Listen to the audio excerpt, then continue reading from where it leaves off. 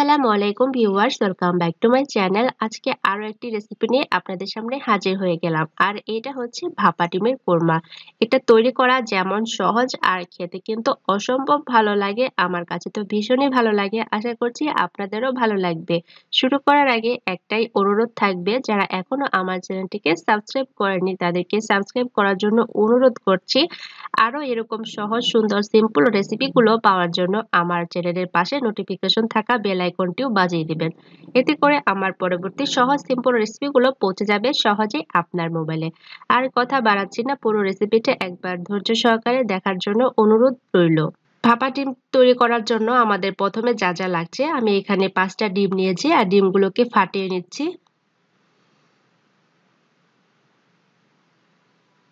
আপনারা যদি বেশি করে করতে চান তাহলে সেই ক্ষেত্রে ডিমের পরিমাণটা আরেকটু বাড়িয়ে নেবেন। এখন এখানে দিয়ে দিচ্ছি সামান্য পরিমাণে লবণ। এখন ডিমগুলোকে আমি একটা হ্যান্ড উইচ দিয়ে ভালো করে ফাটিয়ে নিচ্ছি। আপনারা চাইলে হ্যান্ড উইচের পরিবর্তে চামিচ দিয়েও কিন্তু ফেটিয়ে নিতে পারেন। ডিমগুলোকে ভালো করে ফেটিয়ে নিতে হবে। ডিমগুলো ভালো করে ফেটিয়ে নেওয়া হয়ে গেছে। এখন আমি যে বাটিতে ডিমটা ভাপ দেব সেই বাটি নিয়ে নিচ্ছি।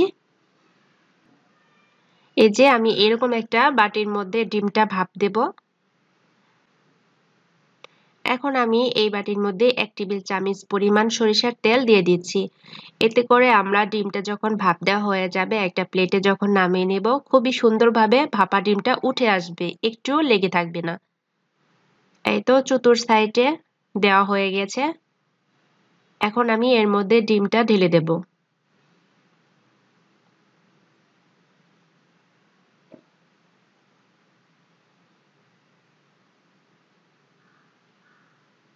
এখন ডিমটা ভাপ দেওয়ার জন্য আমি এরকম একটা বড় সাইজের হাঁড়ি নিয়েছি আর এর মধ্যে সেই ডিমটা দিয়ে দিচ্ছি।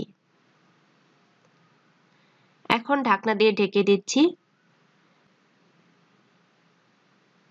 এখন পানি দিয়ে দিতে হবে, তবে খেয়াল রাখতে হবে পানিটা যেন কোনোভাবেই আমরা যে ডিমটা ভাপ দিয়েছি সেটার ভিতরে যেন না ঢুকে যায়। অর্ধেকের মাঝামাঝি সময় অর্ধেক পর্যন্ত পানিটা দিতে হবে, যাতে পানিটা যখন ফুটে উঠবে তখন যেন পানিটা কোনো অবস্থাতেই ভাপা ডিমের ভিতরে যেন না যায়। আর পানিটা যখন ফুটে উঠবে গরম হয়ে আসবে তখন চুলার আঁচটাকে মিডিয়ামে রাখতে হবে। আর যে ছিদ্রটা আছে সেটা আমি একটা এইরকম টিস্যু পেপার দিয়ে আটকে দিলাম, যাতে করে ভাপটা যেন না বেরোয়।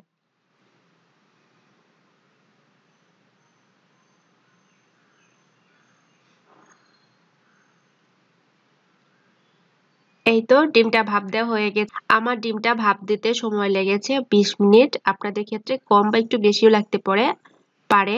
আর এখন আমি একটা টুথপিক দিয়ে চেক করে নিচ্ছি যে ডিমটা ভালোভাবে ভাপ দেওয়া হয়েছে কিনা। আর ঠান্ডা হওয়ার পরে আমি একটা প্লেটে নামিয়ে নিয়েছি আর এখন একটা নাইফ দিয়ে কেটে নিচ্ছি।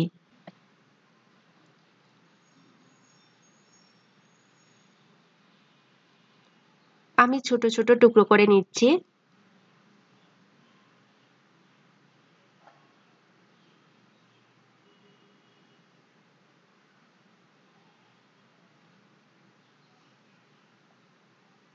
এই তো দেখতে পাচ্ছেন কত সুন্দর কিন্তু হয়ে গেছে ডিমটা ভাপা। আমি একটা উঠে দেখাচ্ছি আপনাদেরকে। এই যে দেখতে পাচ্ছেন কত সুন্দর ডিমটা ভাপ হয়ে গেছে। আর সরিষার তেল একটু দেওয়াতে কিন্তু কালারটাও সুন্দর এসেছে। এখন আমি চুলায় একটি প্যান বসিয়ে দিয়েছি আর প্যানটা একটু গরম হয়ে আসলে এতে দিয়ে দেব 2 টেবিল চামচ পরিমাণ সরিষার তেল।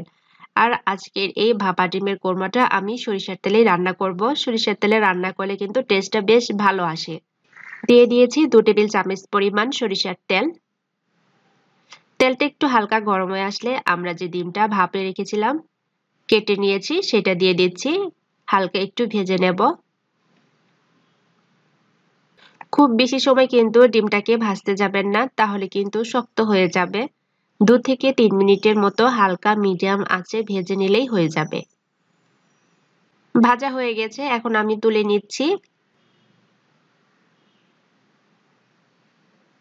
এখন এই প্যানে আবারও দিয়ে দিচ্ছি 2 টেবিল চামচ পরিমাণ সরিষার তেল। আর এখানে আমি 4টা মিডিয়াম সাইজের আলু কেটে নিয়েছি। আলুগুলোকেও একটু তেলের মধ্যে ফ্রাই করে নেব। আলুগুলো ফ্রাই করা হয়ে গেছে, এখন আমি উঠিয়ে নিচ্ছি। এখন আমি এই তেলে দিয়ে দেব গরম মশলা, দিয়ে দিচ্ছি 2 টুকরা দারচিনি, 4টা এলাচ আর 4-5টা লং আর একটা তেজপাতা 2 টুকরো করে দিয়ে দিলাম। এখন হালকা তেলের মধ্যে ভেজে নেব, এতে করে সুন্দর একটা স্মেল আসবে। ভাজা হয়ে গেলে এখানে দিয়ে দিয়েছি 1 কাপ পরিমাণ পেঁয়াজ কুচি। পেঁয়াজটাকেও কিছুক্ষণ ভেজে নেব। পেঁয়াজটা ভাজা হয়ে গেছে, এ পর্যায়ে দিয়ে দিচ্ছি 1/2 কাপ পরিমাণ পেঁয়াজ বাটা আর একটা টমেটো আমি ব্লেন্ডারে ব্লেন্ড করে নিয়েছি হালকা একটু পানি দিয়ে, সেটা দিয়ে দিলাম। এখন ভালো করে একটু নেড়েচেড়ে মিশিয়ে নিচ্ছি। মেশানো হয়ে গেলে এ পর্যায়ে দিয়ে দিব মশলা। মশলার মধ্যে দিয়ে দিচ্ছি 1.5 টেবিল চামচ পরিমাণ আদা ও রসুনের পেস্ট, দিয়ে দিচ্ছি 1 টেবিল চামচ পরিমাণ হলুদের গুঁড়া, 1 টেবিল চামচ পরিমাণ শুকনা মরিচের গুঁড়া,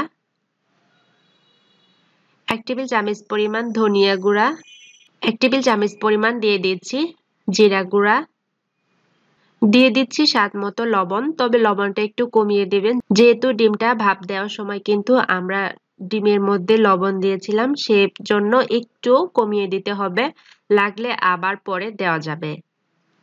এখন এই সবকিছুকে ভালো করে মিশিয়ে নিতে হবে এবং মশলাগুলোকে ভালো করে কষাতে হবে, এতে করে আমরা যে কাঁচা পেঁয়াজ দিয়েছি পেঁয়াজ বাটা, সেটা যেন কাঁচা স্মেলটা না থাকে, সেজন্য মশলাটাকে ভালো করে কষাতে হবে, যাতে করে মশলার যে একটা কাঁচা স্মেল থাকে সেটা যেন সুন্দর একটা সুঘ্রাণ আসে।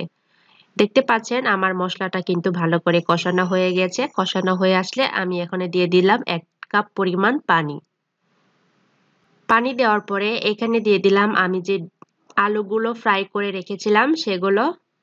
এখন ঢাকনা দিয়ে ঢেকে রাখছি পানিটা ফুটে ওঠা পর্যন্ত। পানিটা যখন ফুটে উঠেছে তখন ঢাকনাটা খুলে নিলাম। এই তো দেখতে পাচ্ছেন ঝোলটা কিন্তু টকবক করে ফুটে উঠেছে আর অনেকটাও কিন্তু শুকিয়ে এসেছে আর কতটা ঘন দেখতেও লাগছে। এখন এই পর্যায়ে দিয়ে দেব আমার সেই ভাপা ডিমগুলো, দিয়ে ভালো করে নেড়েচেড়ে মিশিয়ে নিতে হবে।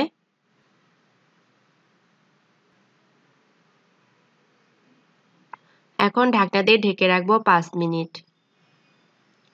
ফিরে আসলাম 5 মিনিট পর, ঢাকনাটা খুলে নিচ্ছি আর এই তো প্রায় হয়ে এসেছে। আপনারা যদি এর চেয়ে আরো ঝোল খেতে চান সেক্ষেত্রে ঝোলের পরিমাণটা একটু বাড়িয়ে নেবেন। এখন দিয়ে দিলাম 1 টিস্পুন পরিমাণ গরম মশলার গুঁড়া। আর আমার কাছে এইরকম ঝোলটা একটু গাঢ় গাঢ় খেতেই বেশ ভালো লাগে আর এটা কিন্তু জুসি জুসি হয়েছে, খেতেও কিন্তু অসম্ভব ভালো লাগবে। আর এইরকম কোপ্তা কিন্তু এরকম ঘন ঝোল থাকলেই খেতে বেশ ভালো লাগে। আর এটা আপনারা সাদা ভাত কিংবা রুটি বা পোলাওয়ের সাথেও কিন্তু সার্ভ করতে পারেন, খেতে অসম্ভব ভালো লাগবে। তো দেখতে পেলেন কত সহজে কিন্তু ভাপা ডিমের কোরমা রেসিপিটা রান্না করা যায়। এখন এটা হয়ে গেছে এবং সার্ভিং প্লেটে সার্ভ করে আপনাদের দেখাচ্ছি কত সুন্দর দেখতে হয়েছে। এই তো একদম রেডি ভাপা ডিমের কোরমা। আশা করছি আমার আজকের এই রেসিপিটা আপনাদের কাছে অসম্ভব ভালো লেগেছে। ভালো লেগে থাকলে একটাই রিকোয়েস্ট থাকবে, যারা এখনো আমার চ্যানেলটিকে সাবস্ক্রাইব করেনি তাদেরকে সাবস্ক্রাইব করার জন্য অনুরোধ রইল। আরো এরকম সহজ সুন্দর রেসিপি পাওয়ার জন্য পাশে থাকা ছোট্ট নোটিফিকেশন বেল আইকনটিও বাজিয়ে দিবেন। সবাই ভালো থাকবেন, সুস্থ থাকবেন। আল্লাহ হাফেজ।